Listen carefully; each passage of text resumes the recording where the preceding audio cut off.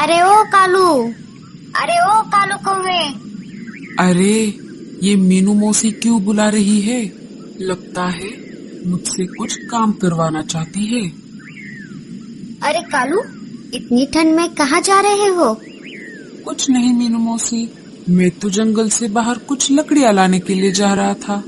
वो क्या है ना, मुझे मेरे घर की थोड़ी मरम्मत करनी है। तो तू एक काम कर कालू, मेरे लिए भी कुछ लकड़ियाँ लेकर आना। क्यों मीनू मौसी, आपका घर तो पहले से ही मजबूत है ना, फिर आपको किस लिए लकड़ियाँ चाहिए? वो क्या है ना कालू, अब मेरी उम्र हो चुकी है और तुम जवान पंछियों से मुझे ज्यादा ठंड लगती है। अगर कुछ लकड़ियाँ मिल जाती तो ठंड के बचे कुछ दिन मैं आराम से काट लेती। ठीक है मीनू मौसी, मेरे लकड़ियों के साथ मैं आपके लिए भी कुछ लकड़ियाँ जरूर लाऊंगा। हाँ हाँ ठीक है। तो मैं चलता हूँ। ऐसा कहकर कालू वहाँ से चला जाता है। किसी से भी काम करवाना तो कोई मुझसे सीखे, काम करे कोई और मजा उठाऊं मैं। हर बार ये मीनू मौसी मुझे काम पर लगा देती है, पर क्या किया जाए, उनकी मदद करने वाला और है भी कौन। कालू उड़ते उड़ते बहुत दूर आ गया था। कुछ पुरानी सुखी हुई पेड़ की लकड़ियाँ उसे दिख जाती है। वो उस लकड़ियों का गट्ठर बनाकर उसे एक मजबूत बेल से बांध देता है। लकड़ियाँ थोड़ी ज्यादा थीं। कालू को लकड़ियों का गट्ठर उठाने में थोड़ी परेशानी हो रही थी। ये मीनू मौसी भी ना, अगर उनकी लकड़ियाँ इस गट्ठर में ना होती तो ये थोड़ा सा हल्का होता और उठाने में भी मुझे आसानी होती। वो निकल पड़ता है अपनी घर की तरफ। थोड़ी दूर आने पर उस गट्ठर की बेल फिसलने लगी और वो लकड़ियाँ एक पपीते के पेड़ पर जा गिरी। अरे ये लकड़ियाँ मुझ पर किसने गिराई? कालू जल्दी से नीचे आ जाता है। बोलने वाले पपीते का पेड़ देखकर वो बहुत चौंक जाता है। क्या वो लकड़ियाँ तुमने मुझ पर गिराई? हाँ, मुझे माफ कर दीजिए, मेरे लकड़ियों की गट्ठर की बेल टूट गई। मैंने कुछ ज्यादा ही लकड़ियों का गट्ठर बनाया था, इस वजह से ऐसा हुआ। पर मैं एक बात समझ नहीं पाया कि आप एक पेड़ होकर कैसे बोल पा रहे हो। मैं एक जादुई पपीते का पेड़ हूँ। पर तुम एक बात बताओ, तुम इतनी सारी लकड़ियों का क्या करने वाले थे? मैं तो इन लकड़ियों से अपने घर की मरम्मत करने वाला था। वो मेरा घर थोड़ा टूट गया है। जैसा कि मैंने कहा, मैं एक जादुई पपीते का पेड़ हूँ। अगर तुम मेरी एक जरूरत पूरी कर दोगे तो मैं तुम्हें एक नया घर बनाकर दे सकता हूँ। क्या जरूरत? कैसी जरूरत? मुझे प्यास लगी है, कुछ पानी मिल जाता तो।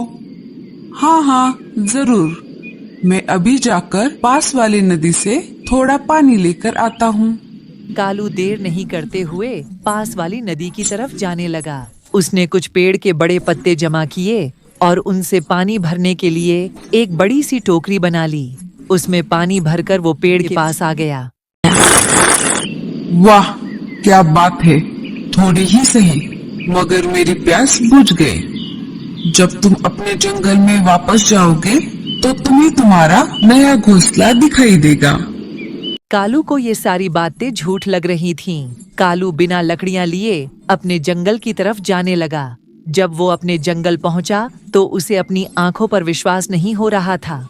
सब पंछी कालू के घोंसले को बहुत ही हैरानी से देख रहे थे। जब सबको हटाकर कालू घोंसले के अंदर चला गया तो वो भी हैरान हो गया, क्योंकि कालू का घर अब पहले जैसा नहीं था। क्या क्या मैं सपना देख रहा हूँ? अजी, जब आप लकड़ियाँ लाने के लिए सुबह बाहर गए थे तब तो सब कुछ ठीक था। मैं और जग्गू दोपहर में सो रहे थे। मैं जब सोकर उठी तो मैंने देखा कि हमारा घर वैसा नहीं था जैसे पहले था। हमारा घर नया बन चुका था। क्या ये आपने किया है जब मैं सो रही थी? कालू को अब पता चल गया था कि पपीते के पेड़ ने ही यह सब किया है। फिर भी कालू ने कहा, हाँ, ये सब मैंने ही किया है जब तुम सो रही थी।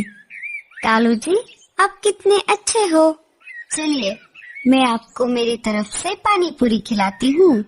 पूरे जंगल में ये बात फैल जाती है कि एक ही पल में कालू का घर पूरी तरह से नया हो गया।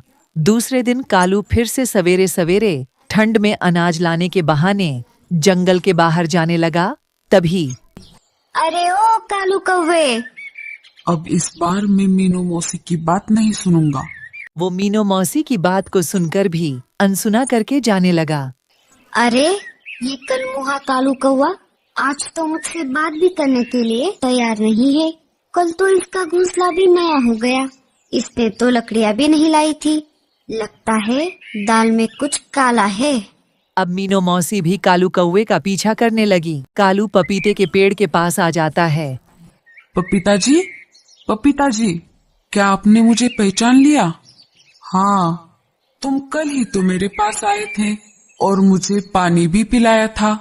क्या तुम्हें अपना नया घर देखकर खुशी हुई? आपका बहुत बहुत शुक्रिया पपीता जी। मुझे नहीं पता था कि आपको सिर्फ पानी पिलाने से मेरी इच्छा पूरी हो जाएगी। अच्छा तो ये बात है, इस पेड़ को पानी पिलाने से ये आपकी इच्छा पूरी कर देता है। क्या आपको प्यास लगी है? हाँ, आज तो ठंड की वजह से मुझे कुछ ज्यादा ही प्यास लगी है। ठीक है, मैं अभी जाकर आपके लिए पानी लाता हूँ। कालू फिर से जाकर पपीते के लिए पानी लेकर आता है। मांगो, तुम्हें और क्या चाहिए? मुझे बहुत सारा अनाज चाहिए। जाओ, तुम्हारा घोंसला अनाज से भर जाएगा। कालू वहाँ से चला जाता है। अब मीनू मौसी पपीते के पेड़ के पास आ जाती है। मुझे भी कुछ मांगना है। अब तुम कौन हो? मीनू नाम है मेरा, मैं कालू के ही जंगल में रहती हूँ। अच्छा, लेकिन तुम्हें मुझे पहले पानी पिलाना होगा। ठीक है। मांगो, क्या मांगना चाहती हो? मुझे एक अच्छा सा घोंसला, बहुत सारा अनाज और कुछ सूखी लकड़ियाँ चाहिए। ठीक है, जाओ, अब तुम घर चली जाओ, तुम्हारी इच्छा पूरी हो जाएगी। जैसे ही मीनू मौसी जंगल में वापस आ गई, वो ये सब देखकर हैरान हो गई। नया घोंसला सूखी लकड़ियाँ और अनाज से भर गया था। मीनू मौसी ये सब देखकर खुश हो गई। सारे पंछी भी ये सब देखकर हैरान हो गए। अरे अरे, क्या है मेरे घोंसले के पास? चलो चलो हटो, हुर हुर। ये सब दृश्य भूरा कौवा ऊपर से देख रहा था। कालू को नया घर मिल गया और आज मीनू मौसी को कुछ तो गड़बड़ है। मुझे पता लगाना होगा। दूसरे दिन मीनू मौसी जैसे ही जंगल के बाहर जा रही थीं, भूरे कौवे ने उनका रास्ता रोक लिया।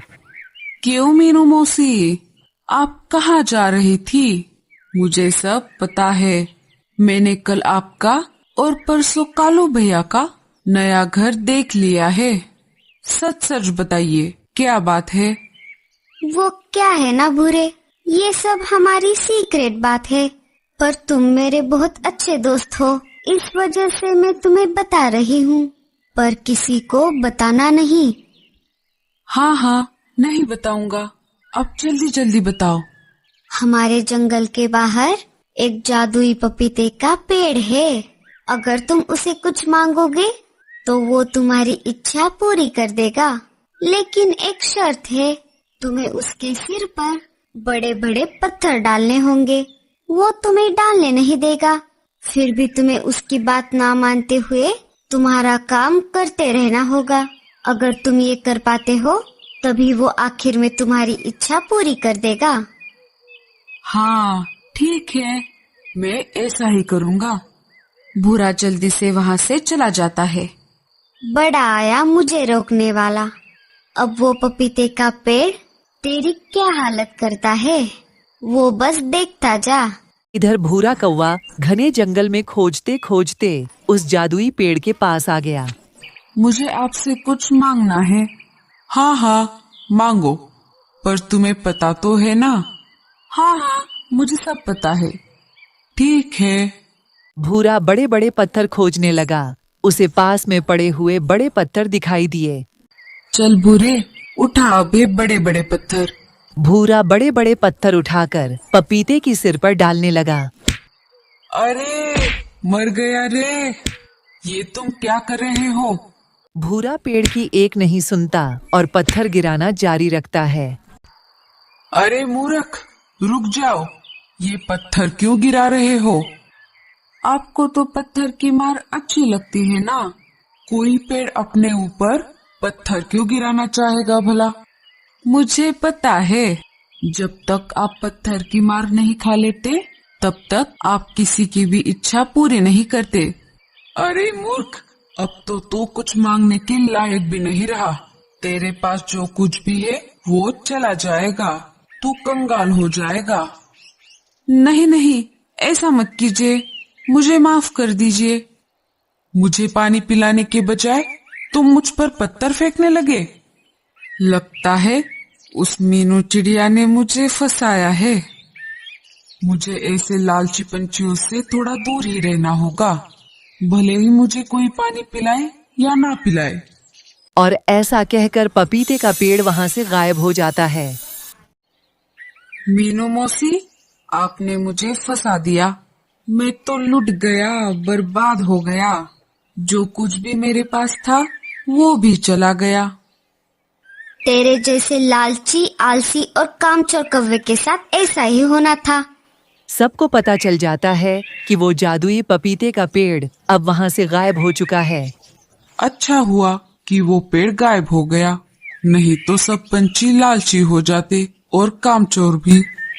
तो दोस्तों, हमें इस कहानी से क्या सीख मिली, यह हमें कमेंट्स में जरूर बताना।